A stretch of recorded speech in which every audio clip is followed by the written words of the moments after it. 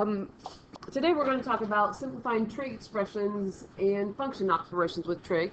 You may want to leave your unit circle right there on your desk so that you can look back at that. I am going to maybe do the same. But what I want to remind us of before we really get into this is that when we're looking at the unit circle, we know that the cosine value is the first value of the order pair, and the sine value is going to be the second value of the order pair. And an easy technique for remembering that is that sine starts with S and second starts with S. So when we grab our unit circle, and we look at this first one here, what is the cosine of 180? And unfortunately, when I punched holes in them, it took out that value. Do you know what it is? It's -1. So cosine of 180 is -1. I don't really need parentheses in there. This means cosine of 180 degrees times the sine of 135 degrees. Let's look at our unit circle and let's find the sine value of 135 degrees.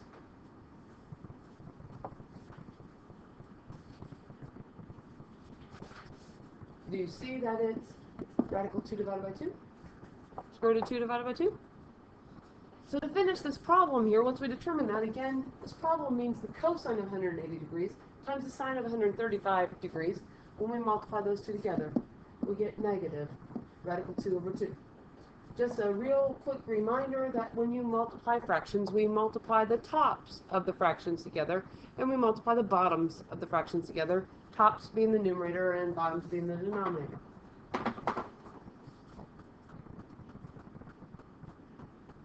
And when we're in degrees, we can do that. When we're in radians, we can also do this. So if we take a quick look here, cosine of pi over 4. As we look on our unit circle, what's the cosine of pi over 4? Radical 2 over 2. We're going to multiply the cosine of pi over 4 times the sine of 3 pi over 2. Well, what's the sine of 3 pi over 2?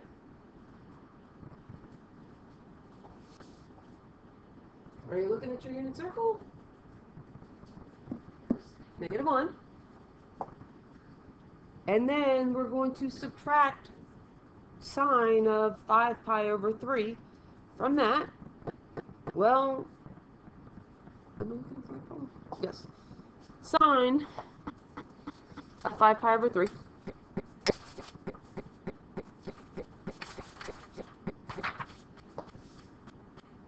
is minus, and then it's going to be negative 5 pi over 3 radical 3 over 2. So I hesitated a little bit in there, but let me try again. Cosine of pi over 4 is square root of 2 over 2. We're going to multiply that times the sine of 3 pi over 2, which is -1. Well, square root of 2 over 2 times -1 is negative square root of 2 over 2. Minus a negative here, so minus our sine of 5 pi over 3 minus a negative means that we have a positive value. And the sine of 5 pi over 3 is the square root of 3 over 2. And the only thing here that we can do to finish this problem is we can combine it, but they're not like terms. We do have a common denominator, but the square root of 2 and the square root of 3 cannot be added or subtracted together. So when we finish this, we get negative the square root of 2 plus the square root of 3, all divided by 2.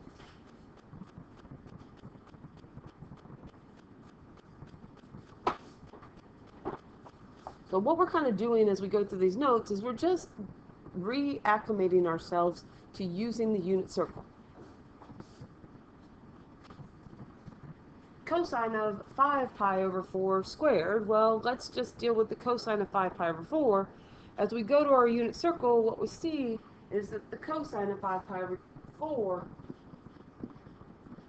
is negative radical 2 over 2.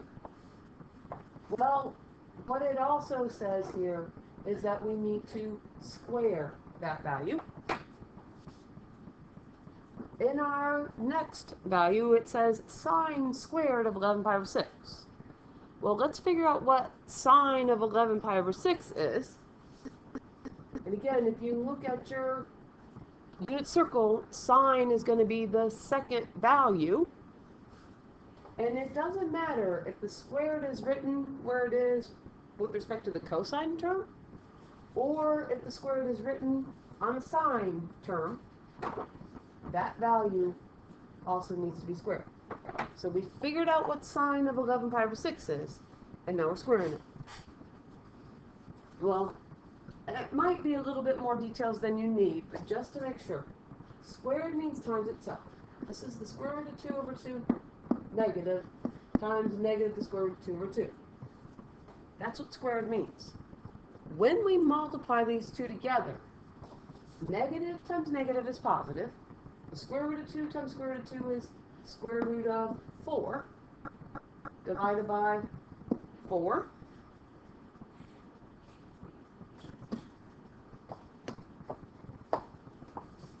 So we multiplied the tops of the fractions and the numerators together. We multiplied the bottoms of the fractions and the denominators together.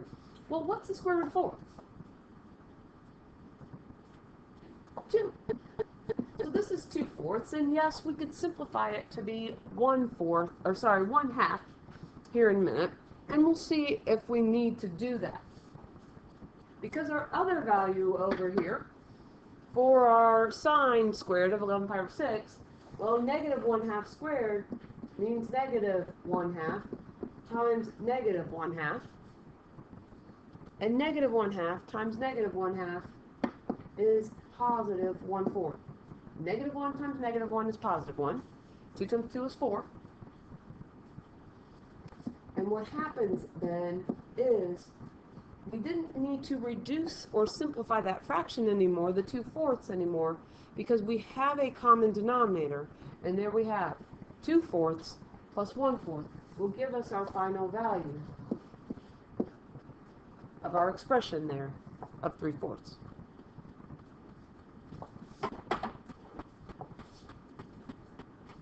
Again, looking back at the unit circle, finding our values, and then applying the math to that. Problem number 4, back 2 degrees. Well, as we look at our unit circle, what's the sine of 45 degrees? I hope you're looking at your unit circles. And then, what's the cosine of 60 degrees?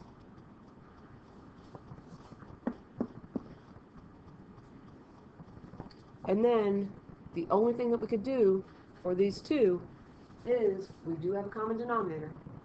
Square root of 2 plus 1 all divided by 2.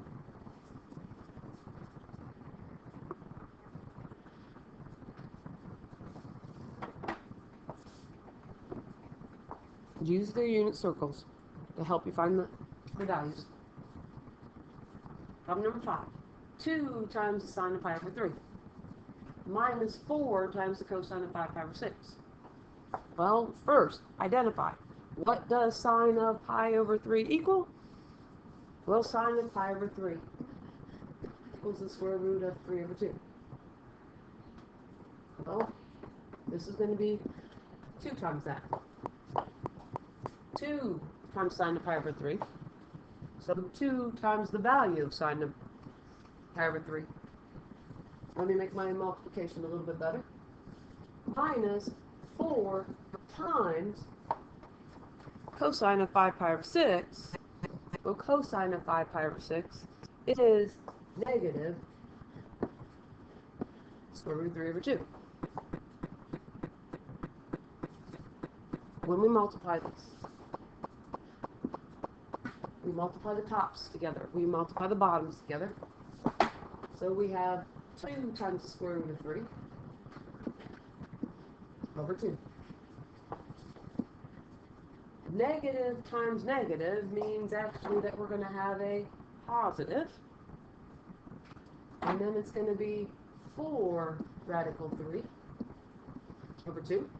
It was negative 4 in the numerator times negative the square root of 3 in the numerator.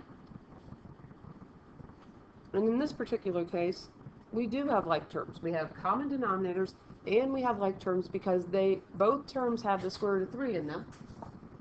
So when we add this, 2 plus 4 is 6, radical 3 over 2. And then we can finish that. By the way, I added the 2 plus the 4. I didn't do anything to the square root of 3. I didn't do anything to the denominator. 6 divided by 2 can be simplified. 6 divided by 2 is 3. Radical 3.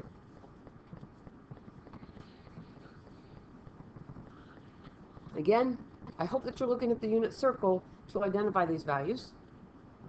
As we progress through the rest of the weekend, next week, we want to start memorizing this unit circle. So maybe you're trying to figure out the values without looking first and then going back and looking. And there's nothing wrong with that. Number 6 says 7 times the sine of 5 pi over 4 minus 3 times the cosine of 11 pi over 6. Well, 7 times sine of 5 pi over 4 is negative radical 2 over 2. Minus 3 times cosine of 11 pi over 6, and 11 pi over 6 is the square root of 3 over 2. When we multiply these fractions together, we multiply the numerators, which are the tops of the fractions. We multiply the denominators, they are the bottoms of the fraction. So we end up with 7 times the square root of 2, and in fact it's going to be negative 7 times the square root of 2. 1 times 2 is 2. Minus 3 times the square root of 3 over 1 times 2 is 2. And in this case again, we do not have like terms because there's a square root of 2 in our first term, there's a square root of 3 in our second term, but we do have a common denominator of 2. So we can condense it a little bit. Our answer, we can condense it into negative 7 radical 2 minus 3 radical 3 divided by 2.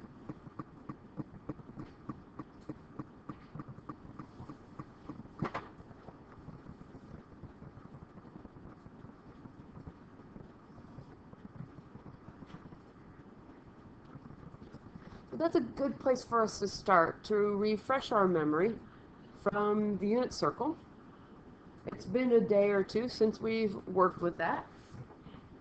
So now let's take it to a little bit different level here and let's put it into function notation. And we're given the function f of x equals sine of x. F of x equals sine of x, g of x equals cosine of x, and h of x equals 2x.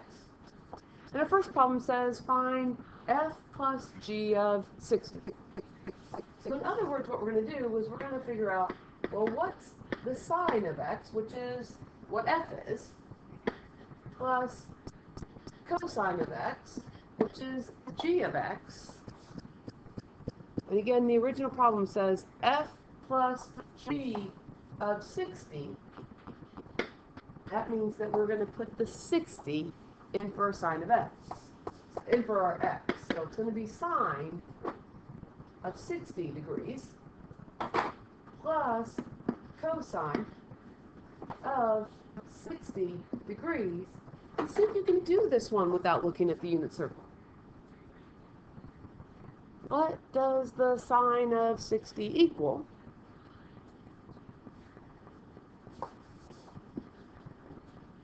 Radical 3 over 2. What does the cosine of 60 equal? 1/2.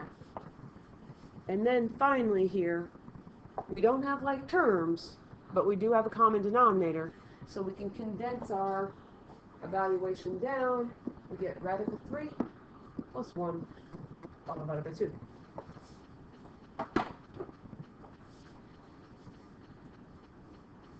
So there's not a lot of difference on problem 8 compared to problem 7. This time it's f minus g of x.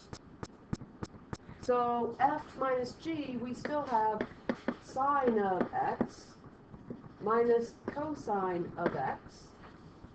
But this time our x is different. This time our x is 150 degrees. So we fill that in. So what we're going to be evaluating is sine of 150 degrees minus cosine of 150 degrees. And this one you probably still have to look. What's the sine of 150? Well, it's 1/2. What's the cosine of 150? It's negative radical 3 over 2. Let me say again, as a reminder, cosine is the first ordered pair, the first value in the ordered pair. Sine is the second value in the ordered pair. In this particular case, we have 1/2 minus a negative radical 3 over 2. Minus a negative is the same thing as adding the two together. And we have common denominators, but that's all we have. We end up with 1 plus radical 3 divided by 2.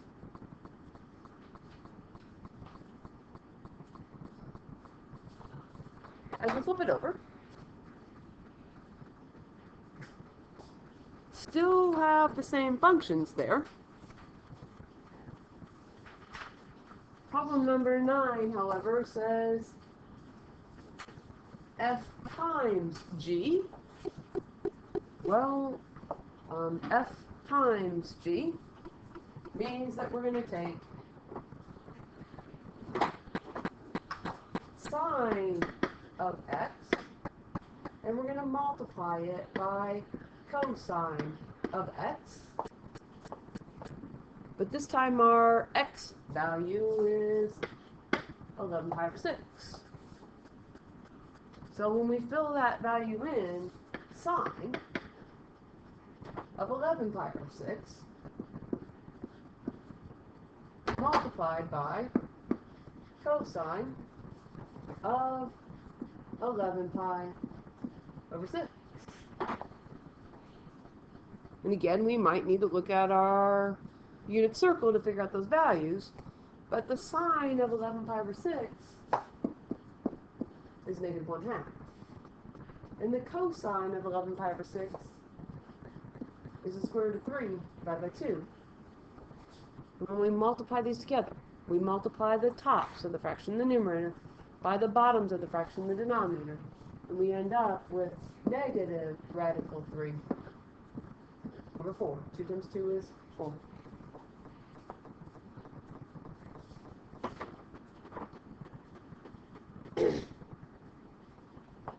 So we're not even reversing it.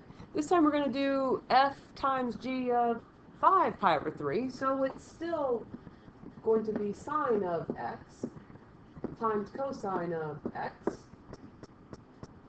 But this time our x value is 5 pi over 3. So it's going to be sine of 5 pi over 3 multiplied by cosine of 5 pi over 3.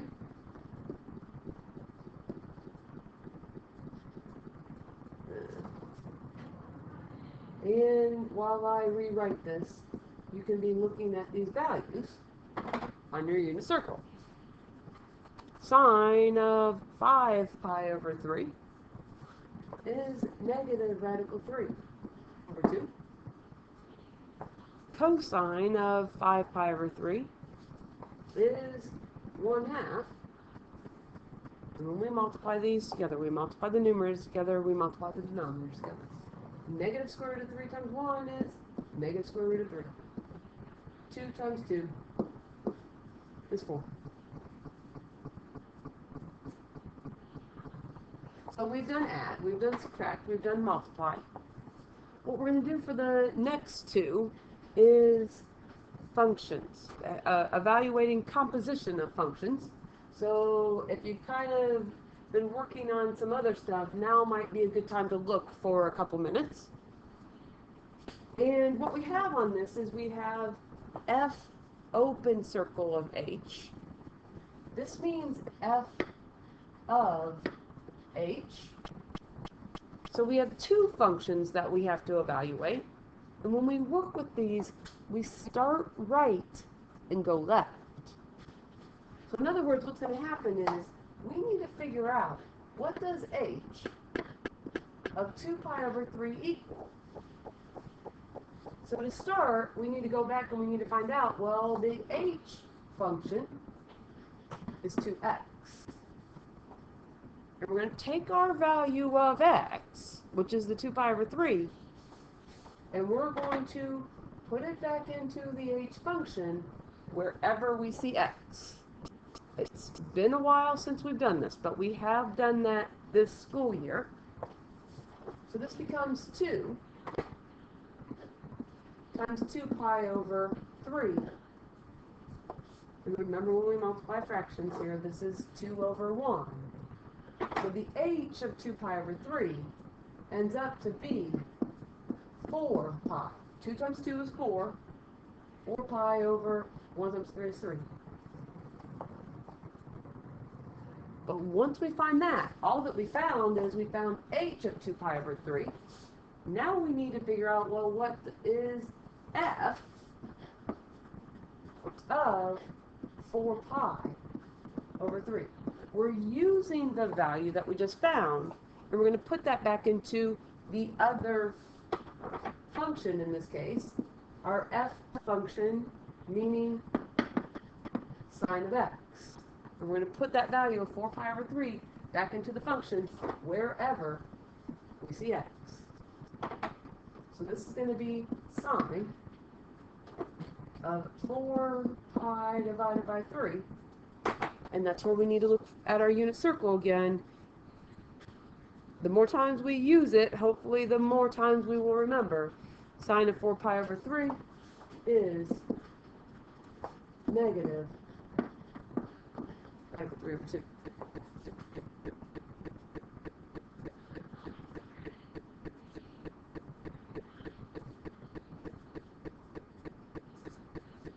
Let's try another one.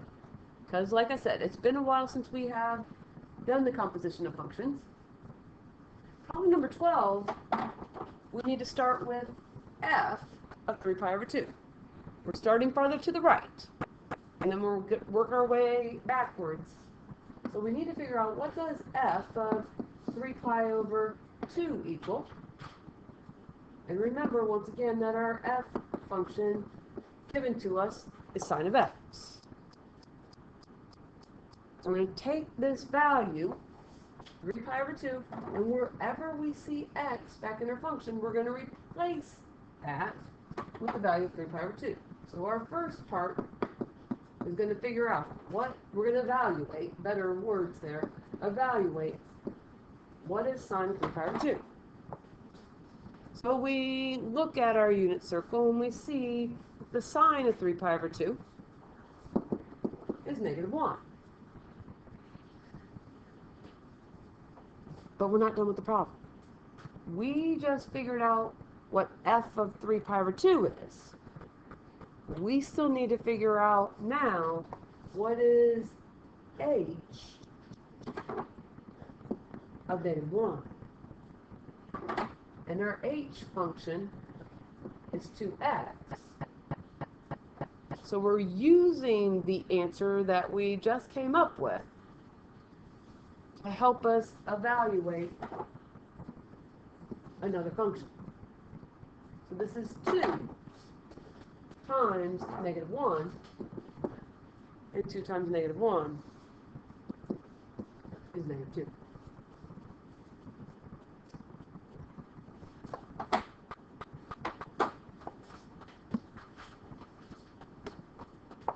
So as we finish, we're going to use the values on our unit circle to help us solve trigonometric equations with exact answers rather than decimals that have to be rounded. So our first problem here, in our directions, say solve for x. Leave answers in exact form. That means that we want to leave the radical in simplest form in our answer if we happen to get a square root. So the first part is, what's the cosine of pi over 6? Well, the cosine of pi over 6 here, and all of a sudden I have to look, is radical 3 over 2. And this equals x divided by 18. Well, in order to solve this, we're going to go back to our Algebra 1 techniques, and one of the techniques that you may have learned in Algebra 1 is to cross multiply. So in other words, what happens is, we get the square root of 3 times 18, which we write as 18 times the square root of 3, equals 2x.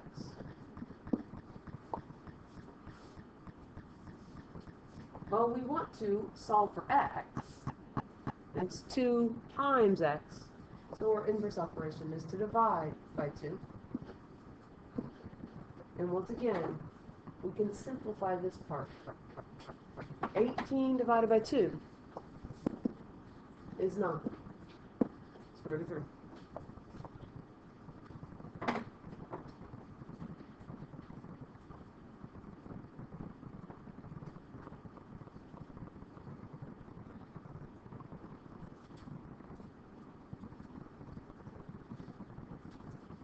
Again on 14, if you're working on your practice already, you might want to look at this one for a moment. It says sine of 45 equals 6 over x. And when we look at our unit circle, we see that the sine of 45 is radical 2 over 2. And the process is still the same. Once we figure out the value from our unit circle, we evaluated sine of 45, we can cross multiply. And when we do, I like to write this part as square root of 2 times x is x times square root of 2. I don't want it to look like my x is underneath the radical, which is why I put the x out in front. 2 times 6 is 12. There's our cross multiplication. And we want to solve for x. So the way that we do that is we're going to divide both sides by the square root of 2. So the square root of 2 cancels out here, and we're left with x. But we've got 12 divided by the square root of 2. And typically, mathematicians don't like having a radical in the denominator. So the way that we get rid of the radical in the denominator is we multiply the denominator by itself. But if we multiply the denominator by radical 2, we need to multiply the numerator by radical 2. So ultimately, we're just multiplying by 1. Well, it's 12 times the square root of 2. And down here, square root of 2 times square root of 2 is square root of 4. But what's the square root of 4 equal? 2. So we get 12 times the square root of 2 divided by 2. And then the last part to look at is, do we have anything that simplifies? And 12 divided by 2 is 6 times the square root of 2.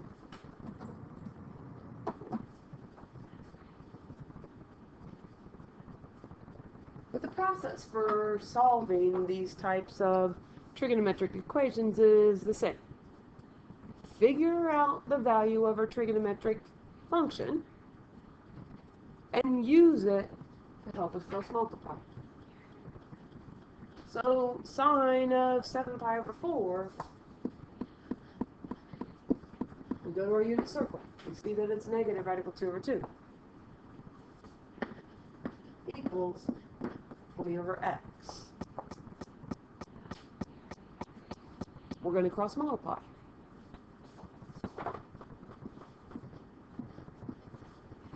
And when we cross multiply, x times negative square root of 2 is negative x square root of 2. And 2 times 20 is 40. Again, we're trying to figure out what does x equal. So it's negative times x times the square root of 2. We can divide both sides by negative the square root of 2. And what happens then is negative divided by negative is positive. Square root of 2 divided by square root of 2 is 1. So that does leave us with x. And then what we're going to do is we're going to multiply by negative the square root of 2 and negative the square root of 2. We don't want to have a radical in the denominator. So 40 times negative the square root of 2 is negative 40 square root of 2. Negative the square root of 2 times negative square root of 2 is positive the square root of 4.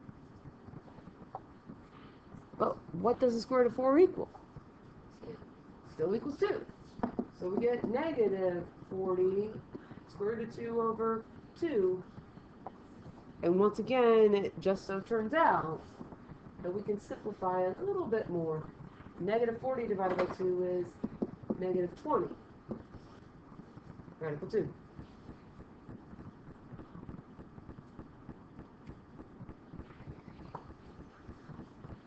One last problem to finish. Same process. We're going to evaluate our trigonometric function, the cosine of 7 pi over 6 in this case. We can look at our unit circle for 7 pi over 6, and the cosine of 7 pi over 6 is negative square root of 3 over 2.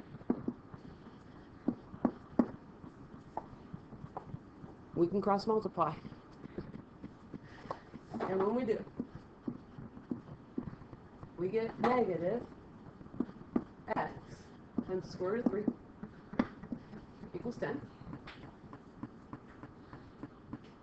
But ultimately what we're trying to do is we want to know, what does x equal? So when we divide by negative radical 3 on both sides, over here on the left we end up with x. And what we want to finish with is we want to get that radical out of the denominator. Typically we don't like having negatives in the denominator. We don't like having radicals in the denominator. We don't like having imaginary numbers in the denominator. But all that we have to do to get that out of there is we can multiply by whatever's in the denominator, negative radical 3.